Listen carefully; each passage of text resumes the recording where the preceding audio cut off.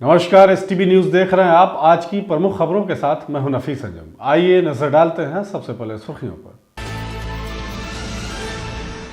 Mahatma Gandhi central university के द्वितीय दीक्षांत समारोह की तैयारियों को लेकर की गई बैठक सभी कार्यक्रमों को तय प्रोटोकॉल के अनुसार संपन्न कराने की कही गई बात। बेसिकॉन के 43वें वार्षिक सम्मेलन के दूसरे दिन का प्रथम सत्र का हुआ उद्घाटन। देश के कोने कोने से पहुंचे सर्जनों ने अपने शोध पत्र को डॉक्टरों के बीच रखा। रतनमाला पैक्स चुनाव में प्रदीप कुमार सिंह की हैट्रिक जीत, किसानों की समस्याओं का हल करना बताया अपना मुख्य उद्देश्य। रामगढ़वा प्रखंड में शिक्षक से रिश्वत मांगने का वीडियो हुआ वायरल। प्रखंड शिक्षा पदाधिकारी लोन और पे फिक्सेशन के बदले कर रहे थे घूस की मांग। चंपारण लायंस क्लब और रक्तवीर परिवार द्वारा लगाया गया ब्लड डोनेशन कैंप। मौके पर कुल 47 यूनिट ब्लड का किया गया दान। और मोतिहारी पुलिस द्वारा शुरू की गई एक अहम मुहिम, बिना नंबर प्लेट और लहरिया कट बाइक चलाने वालों की अब खैर नहीं। मोतिहारी एसपी ने सभी थानाध्यक्षों को दिया सीधे गाड़ी सीज करने का आदेश।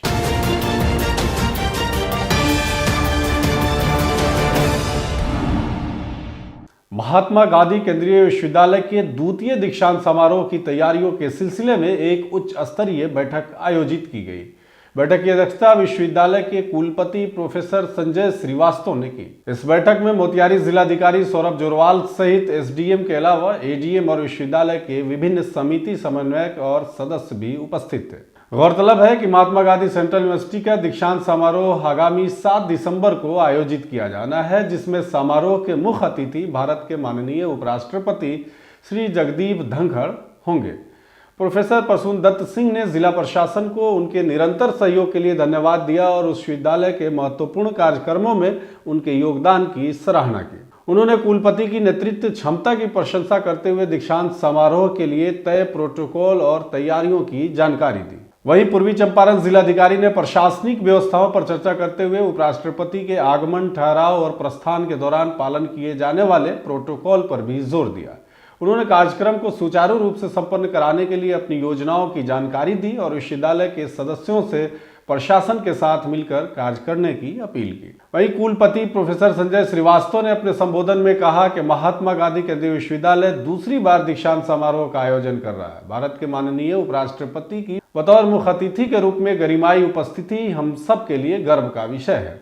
ऐसे कार्यक्रमों से प्राप्त ऊर्जा का सकारात्मक प्रयोग हम अपने संस्थानिक विकास में भी कर रहे हैं।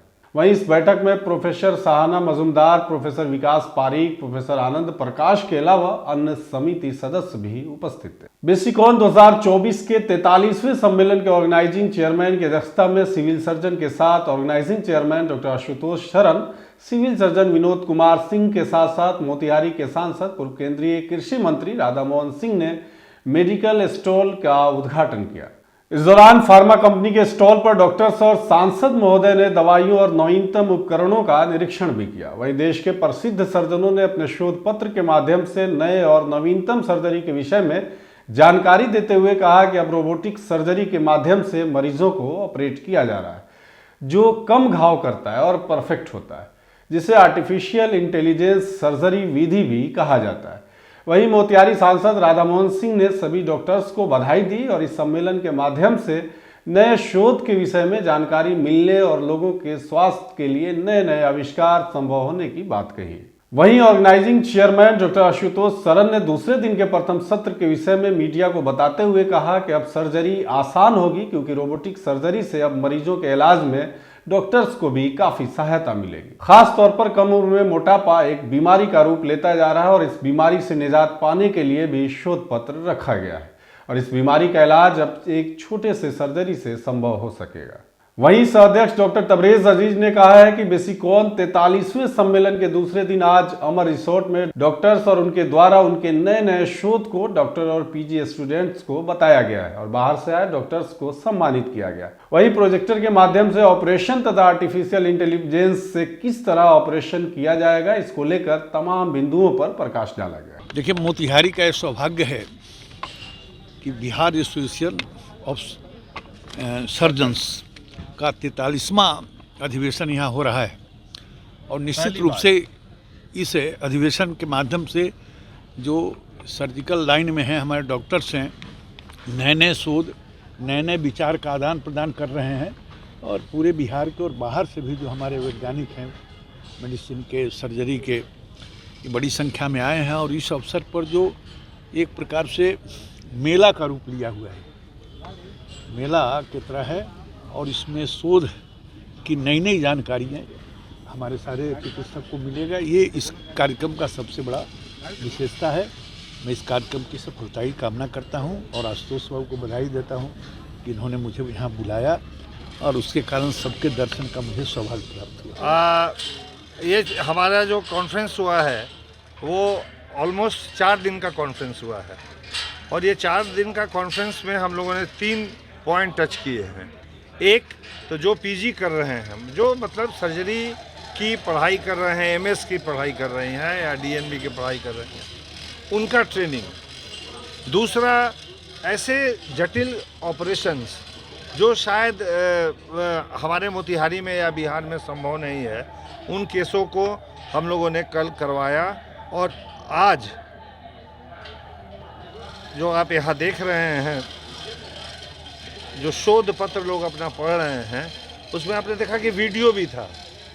तो ऑलमोस्ट जिनका कल ओरिएंटेशन हुआ उस सर्जरी को देख के पर्दे पर, आज शाम में ऑडियो विजुअल दोनों साथ साथ जब सेम आदमी जब बोल के बता रहा है कि कैसे करना है, तो ज्ञान का ये जो CME जिसको हम बोलते हैं, कंटिन्यूअस मेडिकल एजुकेशन अध्ययन, तो उस अध्ययन को हम लोग कंप्लीट करते हैं। कार्यक्रम में प्रिसाइजली डॉक्टर्स का जो सर्जन्स है उन लोग का ट्रेनिंग हुआ है। बाकी ट्रेनिंग के साथ साथ कुछ नया जो आ रहा है वो सब चीज़ों को आपको देखने को मिला है, बताया जा रहा है। हम लोगों के बीच कुछ नया जो नॉलेज आया, टेक्नोलॉजी आया, क्या आया, AI के बारे में बात किया गया, मोटापे का, ओबेसिटी का, ये जो भी बीमारी चल रही है आज के डेट में, उसके ऊपर बात हो रहे हैं। साथ साथ उसके साथ साथ आपका जो भी रोबोटिक का है उसके ऊपर भी डिस्कशन हुआ है। इन सब को चीज़ को लेके हम लोग आगे की नए टेक्नोलॉजी और नए तरीके से क्या अच्छा कर सकते हैं, उसके लिए है मेन। हर साल ये कॉन्फ्रेंस होता है, एक बार हर साल, एक बार स्टेट का होता है, एक बार नेशनल का होता है।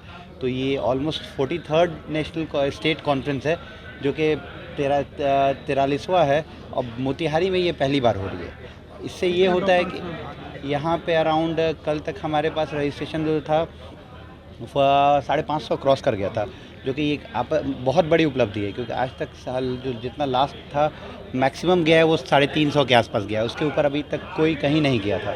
तो अभी हम लोग का जो कल तक का 550 था, अभी भी रजिस्ट्रेशन चालू है। मेडिकल लाइन में भी उपलब्धि होती है या नई चीज़ें आती जाती है। अब उन सब चीज़ों को जब तक कि हम लोगों को पता नहीं चलेगा, छोटे शहर में रहने के कारण बाहर के लोगों की तरफ से यहाँ तक आएगा, तो फिर यहाँ तक आए तो फिर लोगों को पता चले, डॉक्टर्स को पता चले, तो हम लोग वो चीज़ें जो बाहर जाके कराना पड़ रहा है, अब बाहर आप जाइएगा तो आपका रहने का हिसाब से जाना होता है, आप 10-20 लोगों को लेके जाते हैं, फिर आपका वो सब चीज़ें पॉसिबल नहीं हो पाता है रहने की। तो जब चीज़ें आपको यहाँ मिलने लगेंगी तो सहूलत यहाँ होने लगेगा, आपको बाहर जाने की ज़रूरत ही नहीं पड़ेगी। तो यहाँ का चीज़ें जब यहीं होने लगे तो लोग उसी से सेटिस्फाई हो जाएंगे। पूर्वी चंपारण जिला शिक्षा विभाग लगता है अब रिश्वतखोरी का अड्डा बन गया है। अभी हाल ही में डाका प्रखंड, फिर रक्सौल प्रखंड में शिक्षकों से रिश्वत लेने का वीडियो वायरल हुआ ही था कि आज रामगढ़वा प्रखंड में शिक्षक से रिश्वत मांगने का वीडियो एक बार फिर सामने आया। वीडियो में राजकीय मध्य विद्यालय सकरार के प्रखंड शिक्षक सुमन कुमार राम से रामगढ़वा प्रखंड के प्रखंड शिक्षा पदाधिकारी रिश्वत देने के बाद काम करने की बात करते हुए दिखाई दे रहा है। वीडियो रामगढ़वा प्रखंड के शिक्षा पदाधिकारी के कार्यालय की है, जहां एक शिक्षक से उसके लोन के कागजात और पे फिक्सेशन पर साइन करने के एवज में रिश्वत की मांग की जा रही थी। तभी शिक्षक ने प्रखंड शिक्षा पदाधिकारी का वीडियो बना लिया। अभी 700 दिया, 500 हम दे देंगे, अकाउंट में कॉल अच्छा एक कॉल हो जाएगा। हाँ कॉल करवा दे, मोह पर करवा दे, है पर करवा ना दी है हाँ ये हो जाता है, लोन वाला कॉल हो जाएगा। हाँ फिक्सेशन वाला है। हाँ लोन वाला नहीं। कॉल होगा, हाँ ये कॉल होगा, नहीं ये भी कॉल होगा।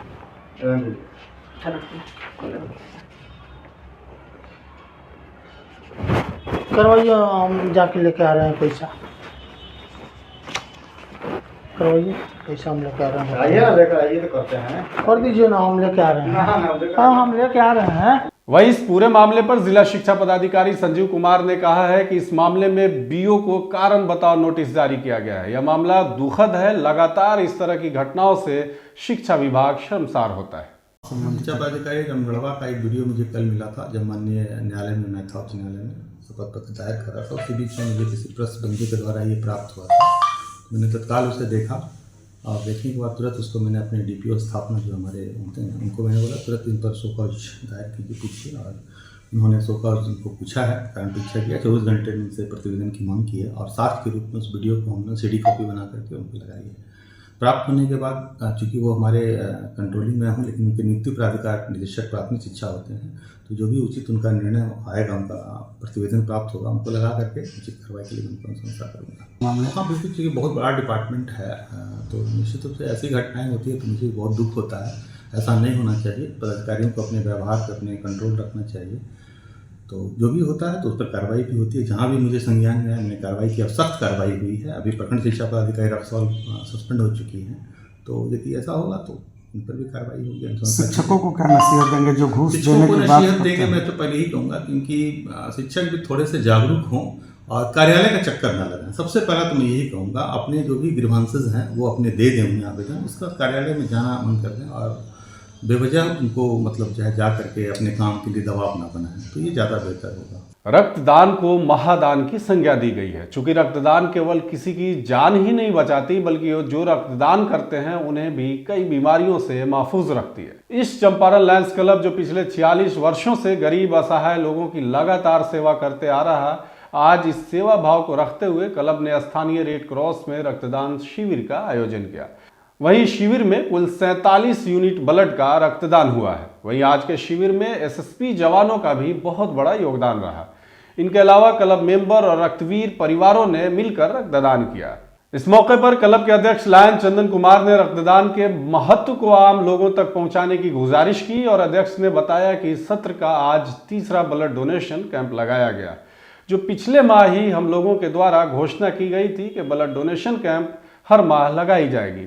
उन्होंने कहा कि हम लोग खासकर उन मरीजों के लिए डोनेट करते हैं जिनको हेमोग्लोबिन की कमी, कैंसर के मरीज, थैलेसेमिया की मरीज और कोई महिला जिनका ऑपरेशन के समय हेमोग्लोबिन की कमी हो जाती है। इन सभी को ब्लड की जरूरत पड़ती है और इस तरह हमारे क्लब द्वारा मरीजों के लिए ब्लड उपलब्ध कराया जाता है। इस मौके पर क्लब के regional chairman lion Amarnath Sahu, वरिष्ठ लायन डॉक्टर परवेज अजीज, वरिष्ठ लायन मनोज जायसवाल आदि उपस्थित थे।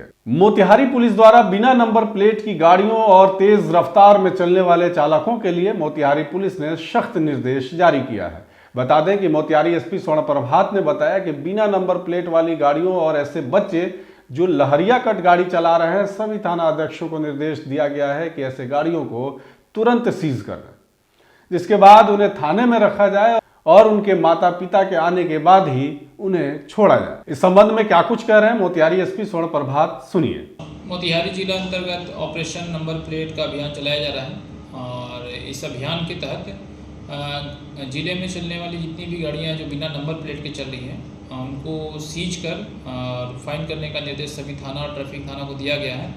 इसका जो उद्देश्य यही है कि ऐसा पाया गया है कि कई गाड़ियाँ जो हैं जो बिना नंबर प्लेट की हैं वो चोरी की गाड़ियाँ भी निकल रही हैं और कई का उपयोग जो है अपराधियों के द्वारा भी किया जा रहा है और कई गाड़ियाँ जो है उनका प्रयोग भी अपराध कारित करने में हो रहा है। तो अपराध के दृष्टिकोण से भी और ट्रैफिक नियमों के पालन के दृष्टिकोण से भी ये अभियान को जो है पूरे जिला में चलाया जा रहा है और इसमें जो वाहन चालक हैं उनकी गतिविधि की भी जाँच की जाएगी।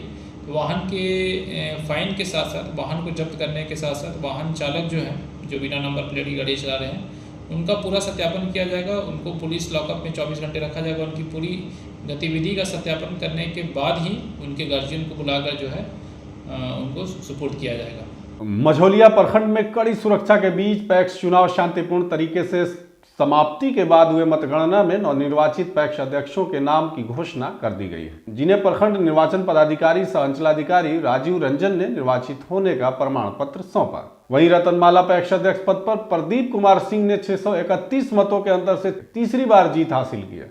उनकी जीत पर समर्थकों ने अबीर गुलाल लगाकर जश्न मनाया। अपने संबोधन में उन्होंने कहा कि मेरी जीत समस्त किसानों की जीत है। किसानों के हित में आवश्यक कदम उठाना ही मेरी पहली प्राथमिकता होगी। किसानों को समय पर खाद बीज देना और उनकी समस्या का निराकरण करना मेरा मुख्य उद्देश्य रहेगा। आज के लिए बस इतना ही। तमाम तरह की खबरों और डिबेट्स के लिए जुड़े रहे STV न्यूज़ के साथ।